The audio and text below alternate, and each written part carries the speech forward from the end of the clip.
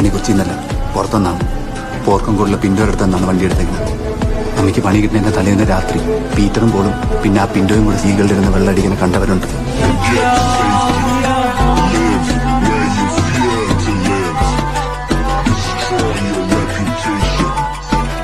ഈ കേസ് അവർ നിർത്തിയെടുത്ത് നമ്മൾ തുറന്നു.